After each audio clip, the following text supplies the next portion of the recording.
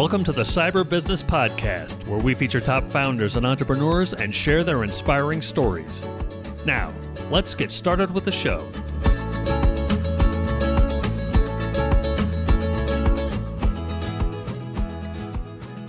Matthew Connor here, host of the Cyber Business Podcast. Today, we're joined by John Cahill, Chief Information Officer at Kansas Public Employee Retirement System. John, welcome to the show. Thank you, Matthew. It's my pleasure to be here. It's a pleasure having you. Before we get too far in, a quick word from our sponsors. This episode is brought to you by cyberlinks.com. That's cyberlynx.com. Do you know if a hacker's in your system? Most people and most companies don't until it's too late and the hacker's already done damage. A hacker's job is to bypass your security. So companies need a way of knowing when someone's gotten past their security. That's where Cyberlinks comes in. We've partnered with the best cybersecurity companies in the world to be able to provide our clients with the best solutions at the best prices. So whether it's managed SIM, SOC, EDR, MDR, XDR, you name it, we'll help you find the right solution at the right price. Find out more at cyberlinks.com. That's cyberlynx.com. And now back to our show. John, for those who aren't familiar, can you tell us about Kansas Public Employee Retirement System and your role there as CIO? Sure. Well, the Kansas Public Employee Retirement System provides pension for the Kansas public employees, so state employees. We also have benefit plans for police and firefighters and judges. We have about 346,000 plus members, and that's including active, inactive, and retired. And we pay out monthly benefits. It's pensions are kind of going by the wayside. So if people aren't familiar with pensions, when you become a state employee, you're enrolled into this program automatically, and at the time of retirement, you receive a benefit for the remainder of your life based on your years of service and salaries and such. And my capacity as Chief Information Officer is obviously overseeing all things technology. So this includes all of our infrastructure, both on-prem and in the cloud. Basically overseeing projects that help our business provide the best services. We have to institute legislative changes as they come in. When the legislature's in, they may pass new laws that require us to add different parts and pieces to our already huge capacity. I also oversee a staff of application developers, database administrators, help desk, telephony, and our Windows Server group. And so we provide local support to about 150 internal users. We support both. We have a hybrid state here, so we have people that are in the office part of the time and out of the office part of the time. So it can make for some fun support issues as we try to not delve into somebody's home internet setup, but sometimes we have to do that for them. So, but most importantly is providing access to our members to their information and helping them navigate through to retirement. Retirement is a stressful time. So as far as my job goes, I want to make sure that they can come to our website, they can get what they need off of that, set up their appointments, and then eventually they get their monthly check. And that is probably the biggest thing I do every month is we have monthly vouchers that go out, and that's people's livelihood. So that's number one. We got to get those out, but we got to service our customers who are our members. I keep calling them customers, but they're our members, and they're our focus. And that's my focus. That's what I do every day, is to make sure that we are up and available and we are offering the best possible experience for our members so that we can take one level of stress off of their life. I mean, that sounds like a heck of a lot to manage. So let's dive into a couple areas. I mean, when it comes to it's something like, I guess is it safe to call you guys a pension fund? I mean, is that okay? So, I mean, when you're talking about a pension fund, there's a large amount of money. So with that comes, a heightened, security requirements, right? So, you know, um, let me see, how should I put this? How do you sleep at night knowing that you're right, trying to keep all of that safe and and make sure that at the same time people have access to, the members and the employees there all have access to the systems they need, and that it stays, safe and secure. Well, I'm starting to get less sleep as we go because, there's always something new popping up. And Sure. fortunately for me, I have a good security staff, cybersecurity staff who are very knowledgeable and understand that stuff at a level that I don't even understand, which is good. That's good. That's why we have them. Um, you know, it's just like everything. We have to protect. We have member data. We have to protect that. It's just, you have to balance it out. Anymore, you have to have, it's not just one thing. It's so many different things that you have to do in order to say, well, we're going to do this or we're going to do this. And you balance it out with the customer service aspect of it.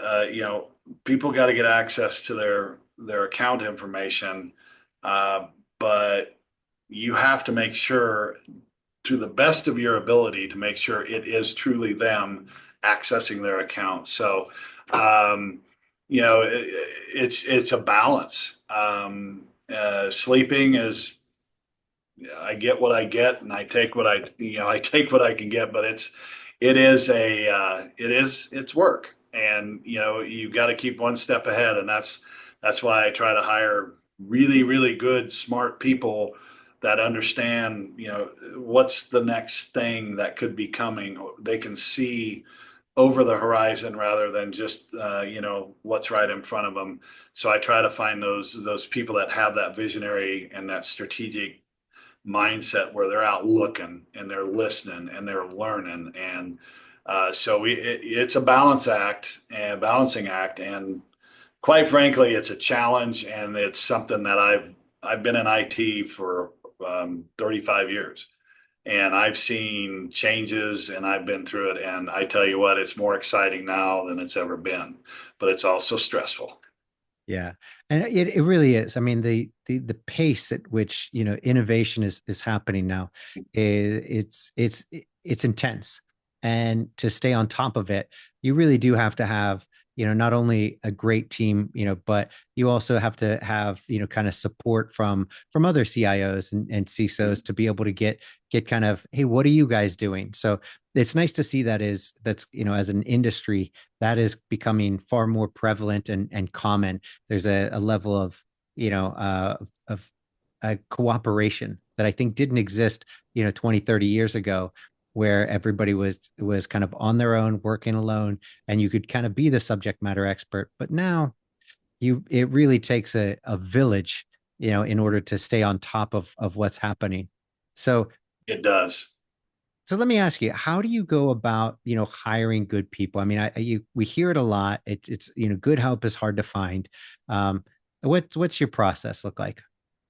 Well, I don't think my process is unique. It's probably unique when I come into organizations, but my approach is, I get a resume. Well, okay, that's great. That's great. I need to have a conversation with that person. I don't want to have an interview. Look, it's a conversation. It's going to be framed as an interview, but we're going to talk back and forth. I've got to have that to see, that will help me try to identify, motivators. Are they going to be a good fit? What's their knowledge base? That type of stuff. The resume is going to highlight all the great stuff about them, and that's fine. I need to get to know the person. So I like to have, the first interview is generally with myself, and depending on the area that we're hiring for, the manager or lead over that area, just to kind of, we have some questions written down, but I would rather ask a question and then kind of go off down that road to try to see how far they're willing to go and what they really understand about the technologies that we have, that we use, and how they can and what they can bring to the table. And then we can go into the formal interview questions. The interview questions are necessary. I don't want any of the HR people to get mad at me. They're necessary. I get that. But for that first one, I just like to have that conversation, and then I can determine from there, do I want to bring them through to the formal round and say, okay, here we go. And that's where I bring in other people, business, anybody that they're going to be interacting with. I want somebody represented at the table during that interview from all aspects of business to say, and it may be 5 or 6 people in there, but before they get there, I can tell in my gut that this is going to be a good fit. Now we have to see what the other people think. Yeah, absolutely. So that cultural fit is that, would you say that's kind of right up there with, or maybe even above the technical fit? I think so, because when it comes down to brass tacks, you got to be able to work with the people that are in your group, and you got to be able to interact with them. And you know, I'm not asking people to come in and be best friends, but we have to collaborate. We have to work together. We have to be cordial. We have to be professional. We have to be all these things. So I do. I put that fit way up there in the beginning to say, is this going to be a good fit? And I can tell from the technology, and that's why I bring the really smart people in that are actually doing the technology, because I think I get paid more to go to meetings than I do technology anymore. But bring them in so that they can help me judge the acumen that the person may have.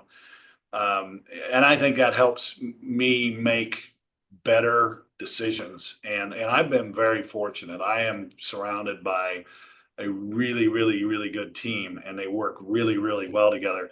Several of the people have followed me from different jobs, which I don't know if that makes them crazy or what, but they come over, and that's also when I start a new job, that's a familiar face. It kind of helps me get things rolling in a direction that I want to get rolling, because they understand the way I think. So I'm a fortunate CIO. I have a really good team of technical people that are great at what they do, and they work well together. They're a great team. Well, I mean, I think that also speaks to leadership, though. I mean, if it wasn't for good leadership, they're not, you don't, they wouldn't be following you around if that weren't the case. And I do agree with that. And I have excellent my direct boss. I mean, he's over the entire agency. He is that leadership, because buy-in from the top is where it begins. And so he makes it easier on me to do my job when I can have conversations with him and say, hey, we got this problem. We got to get this fixed. This is what I'm thinking. What are your thoughts? That type of stuff. So it really emanates from the top here at KPERS. It's not always that way in all organizations, but here it is, and it's a great culture that we have, of teamwork and accountability and ethics and all that fun stuff. Now, as far as leadership goes, if you want to go down that path, I will tell you that I was not always the best leader.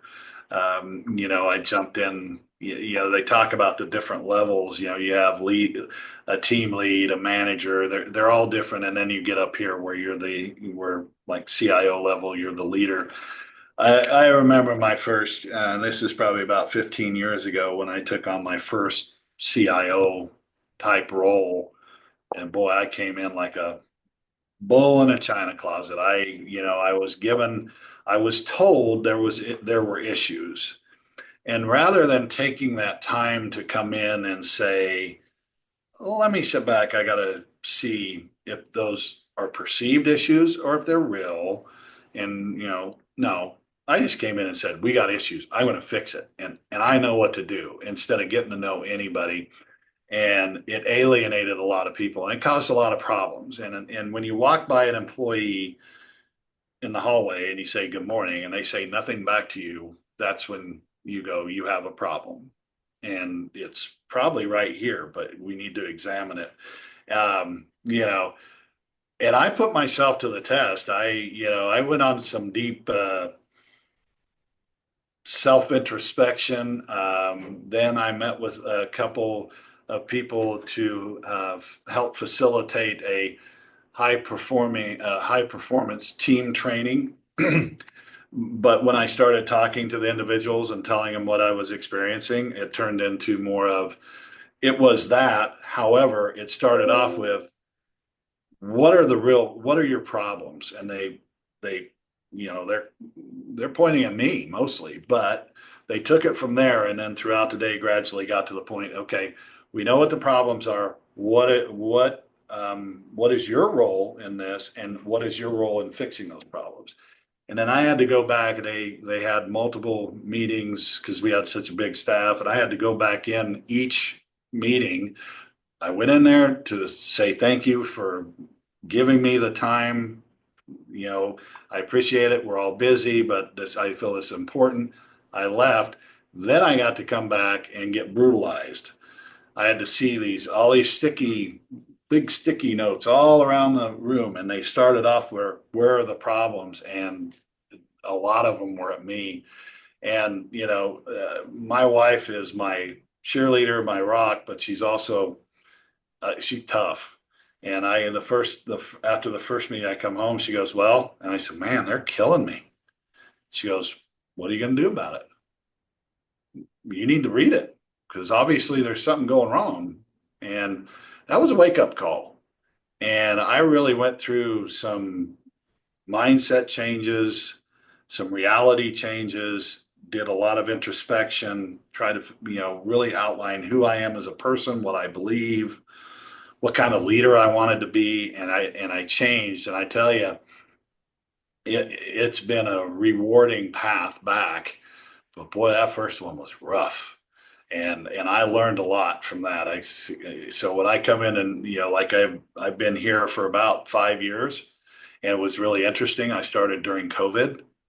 So I didn't see any of my staff for face to face for almost a year. Yeah. After I started. There were two faces in the building all the time, and that was it. And I was here, but the rest of my staff wasn't. I talked to them virtually, but never met them.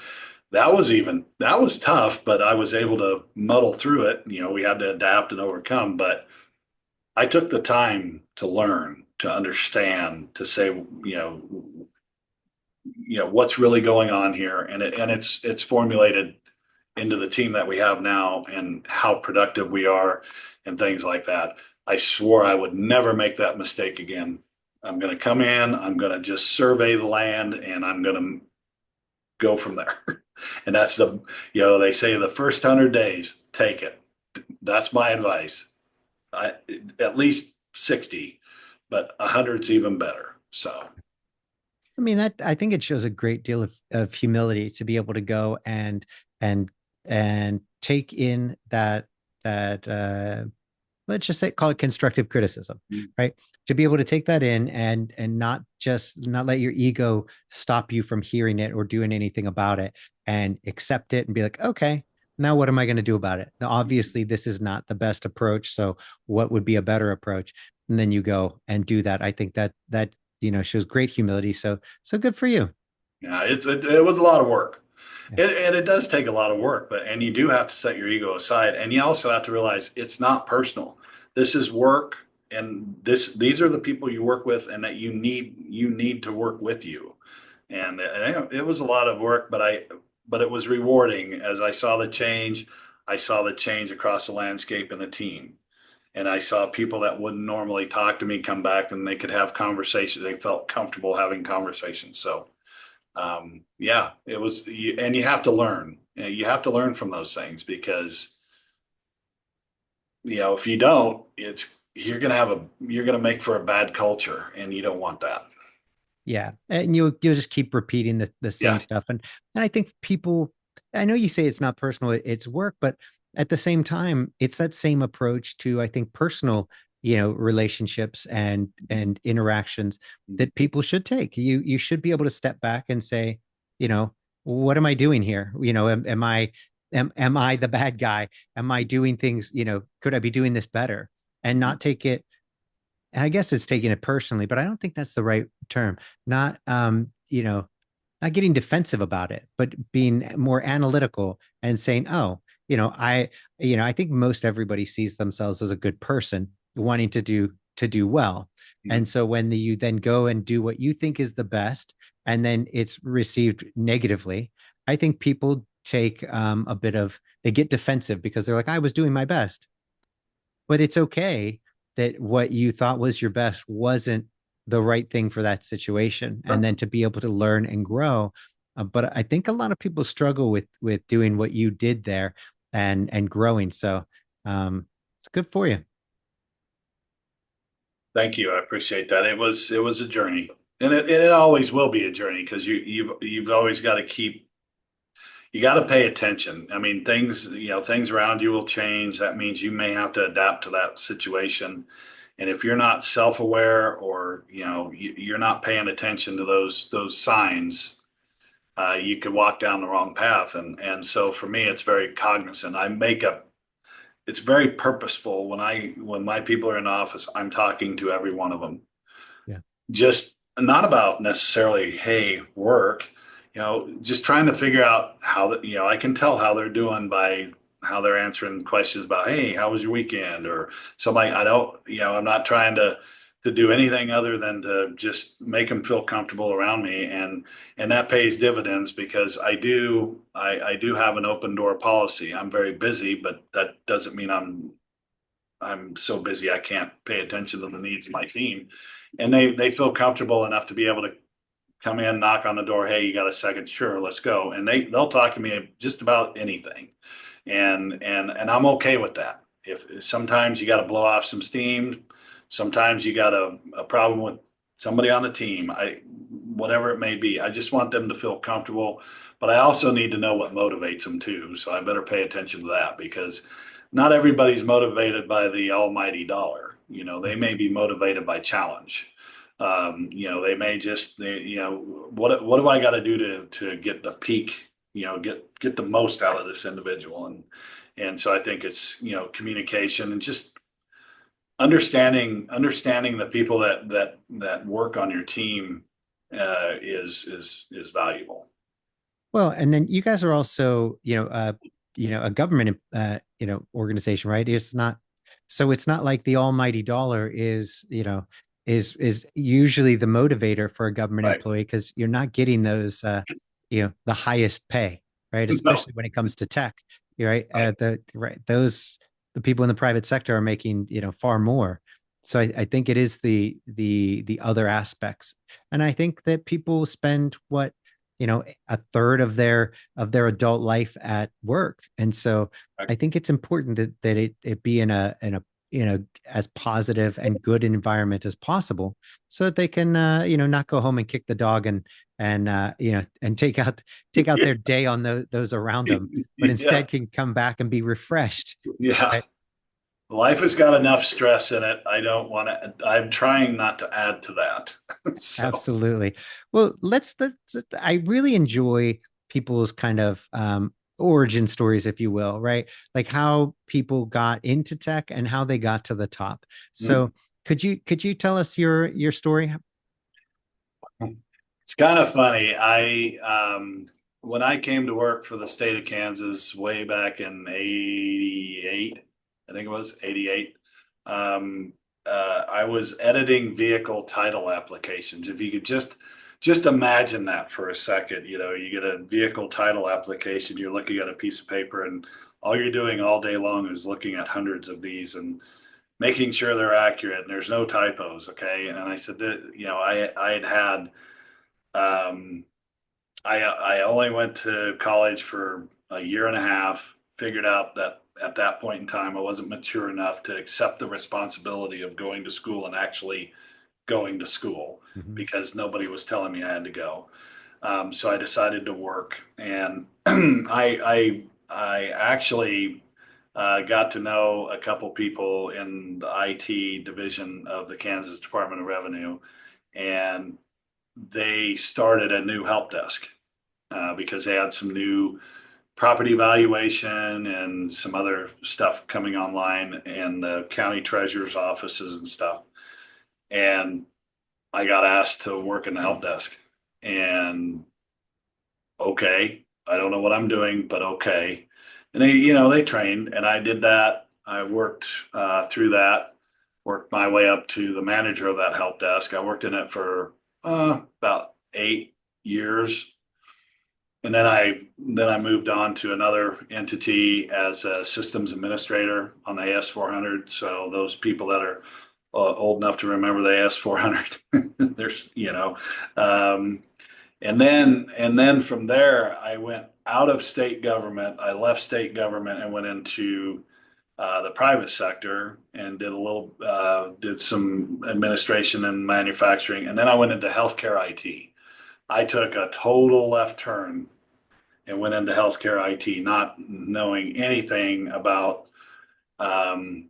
what they do as far as tracking and how they get their information and all that stuff.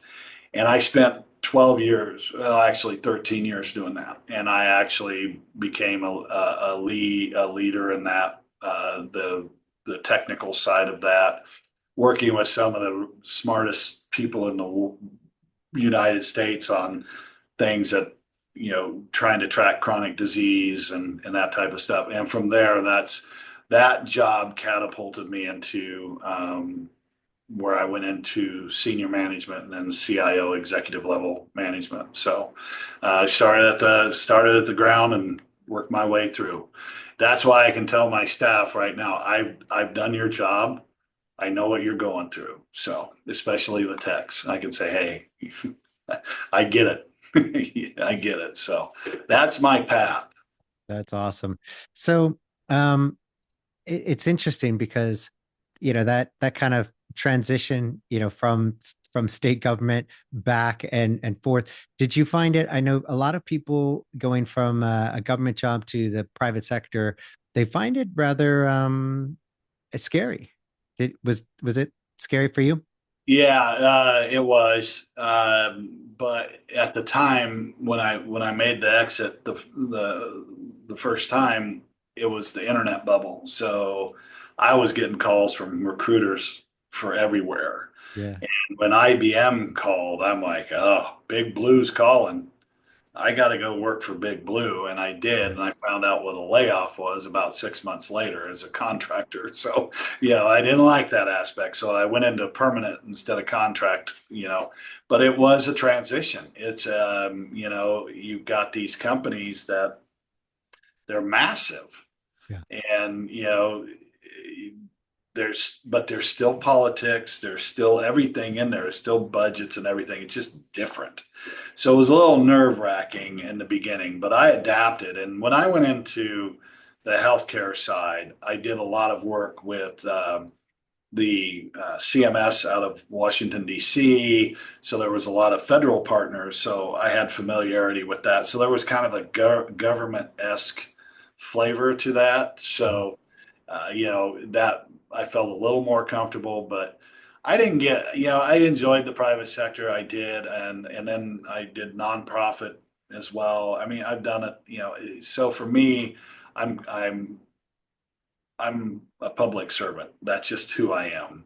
And I didn't have to resign myself to that fact. I just knew who I was. And so when the opportunity arose to come back and rejoin the state, I took it and said, what the heck? I'll go back. That's where I belong. So That's awesome.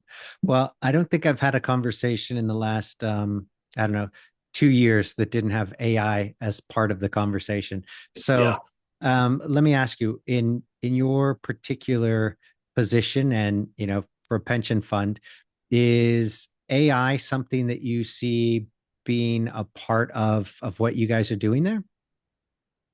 It's something that I'm working on as far as a tool for our business folks. How can we utilize AI to maybe automate some things for our members and such. AI is out there. Everybody's using it. They say, well, I don't know anything about it. But then when you start doing a little bit of investigating on where people are going, and you see, oh, there's Gemini, oh, there's ChatGTP. I wonder what they're using it for. So we term that shadow AI because we got to have a term for everything. Yeah.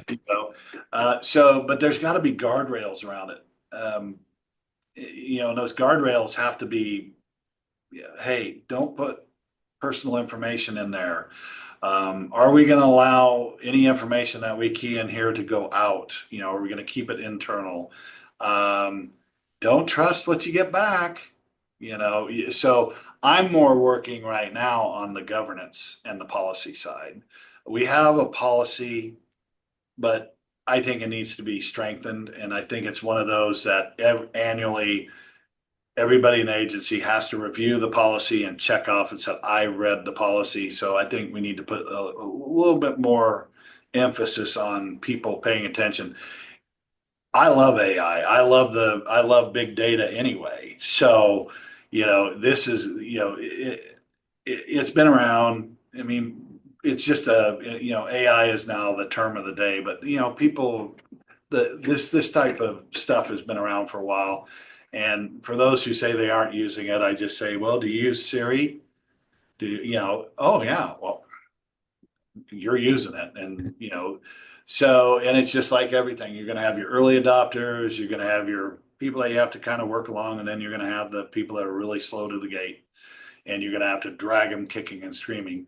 But I'm trying to figure out how can we help our members for our call center. How do we make it so they're only taking the calls that they really need to take, those people that really need the help, instead of the people that are saying, I need a form. Well, if we got some form of question or help, you can key in and say, I need a form to retire. And it says, here's the link. You can download it, print it out, or you can fill it out electronically, those type of things. I don't want to create what I call call drivers, because anybody that's in the call center business understands any change, you have to be very cognizant of any change that you make. It may increase the number of calls you've got coming in. So I'm very cognizant of that fact. So I don't want to put an undue burden on them. So I have to be very intentional in what I do. But I'm trying to work with business to say, what are the use cases? What would you say you could use this for? And we're getting some feedback. Security, we're working on different things there as well. I mean, there's uses for AI there because the bad guys are using AI too.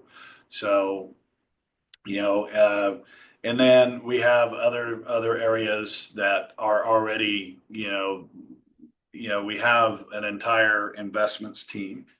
And, in the investment world, AI is all over the place. So they're coming to me going, well, we'd like to do this. I'm like, hang on, we gotta get some policies in place and make sure we're doing this right, because we don't want to screw up. So, very intentional on my part. And, with public sector things, early adoption of cutting edge technology is not their forte. It's, let's wait till, we get drug into it.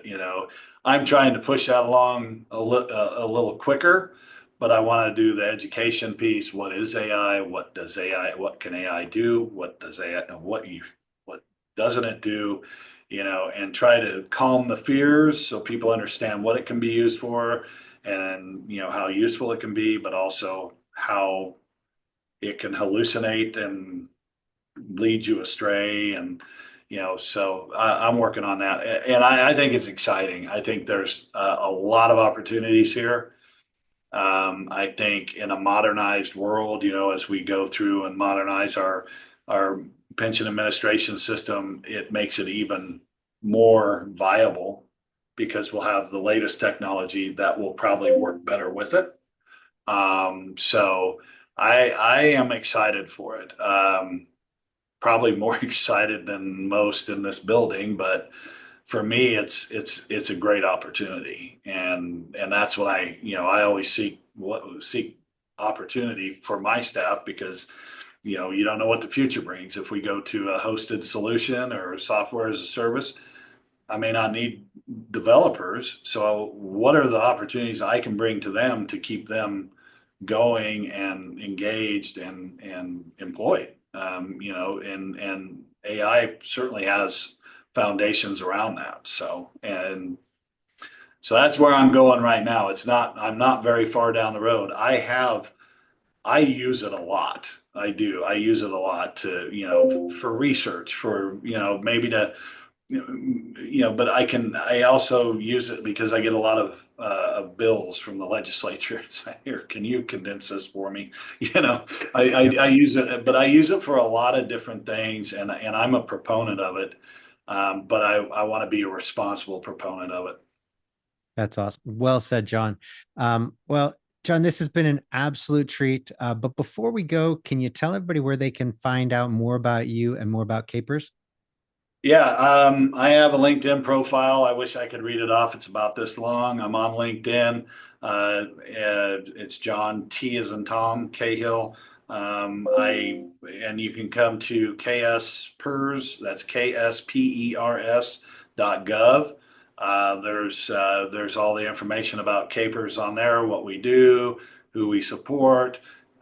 There's a pretty picture of all the executives up there, so you can see our pretty faces and you can interact. My email address is on there if you would like to reach out to me. I'm always looking to network, so I always need to find smart people to bounce things off of, and maybe I have some good ideas that they might be able to use as well. So feel free to reach out to me. That's awesome. Thanks, John. Till next time. Thanks, Matthew. Appreciate it.